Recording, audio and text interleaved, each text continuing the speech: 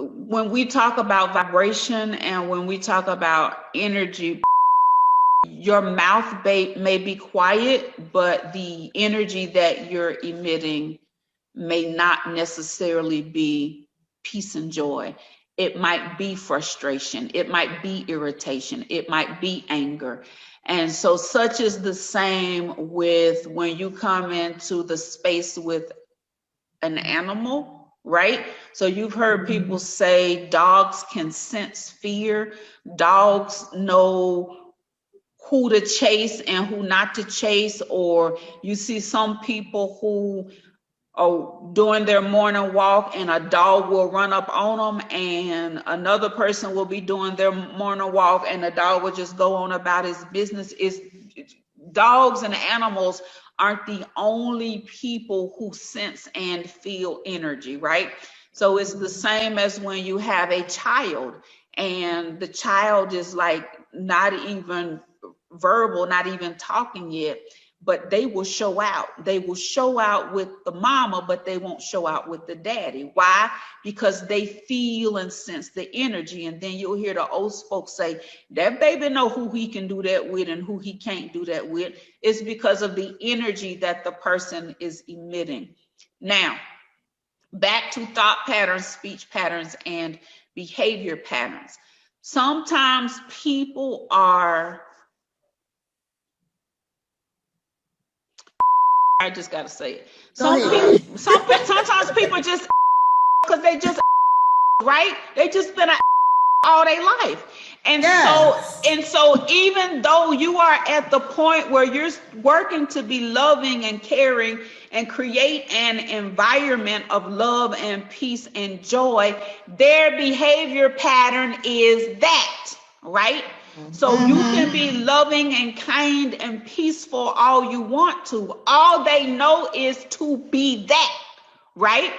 Yes. So then I often say the person who causes the other person to mimic their communication and behavior is the one who is in control. So if you have a child who's rude and disrespectful, and then the parent matches that behavior to show who has the power, who's in control? The child is in control. If you have a significant other who want to complain about how the dishes was put up, or how the towels were folded, or how the t-shirts was put in the drawer, right? If you match that behavior, if you match that energy, then who's in the control? They are. This is why it's so important for us to understand how to develop a mindset and a spirit of love and peace and joy, such that it don't matter if the child is showing out in the grocery store. I still have love and peace and joy, and I still can tell them without lifting a hand, here's what, I'm getting ready to head to the checkout. You need to get up out of that floor and be at the checkout by the time I have paid my money, right?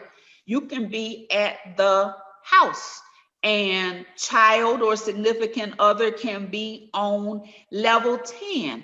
And you can say, here's what, I understand your anguish and your anger, but in order for me to hear you, lower your voice and speak to me without using profanity. So you literally keep the peace of mind that's necessary to give a response that is not fueled by emotions. But again, this takes practice. This takes mindset management, because your current thought patterns, speech patterns, and behavior patterns are on how you've always dealt with each other, whether that's been some months or that's been some years or that's been some decades.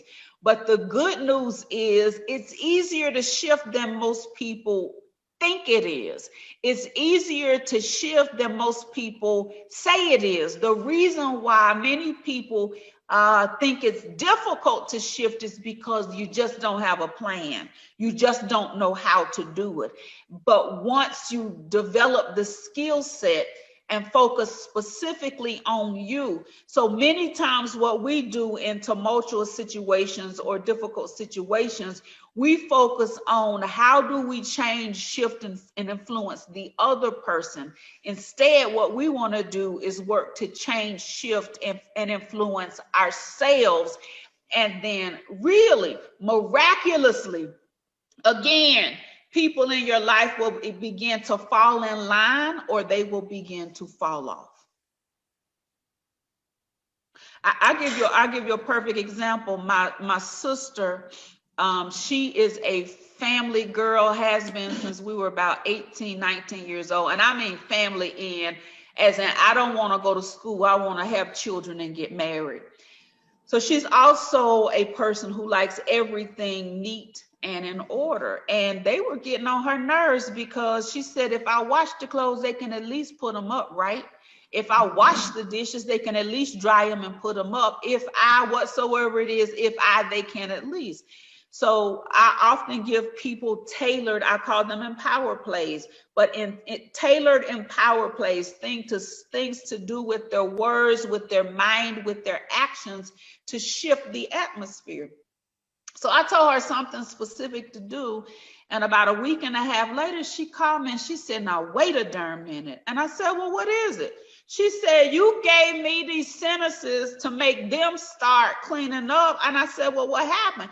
She said, they not cleaning up. I'm cleaning up. I'm just not fussing about it no more. So sometimes when you go to shift what's going on, right? If you focus on you, if you focus on improving you, how the manifestation comes, we don't care how it comes as long as it comes. But many times what we need to do is focus on us and how we are and who we are. And then things will either fall into place the way we need them to, or we develop the wherewithal to dictate. And I do mean dictate. We develop the wherewithal to dictate how things need to fall in place.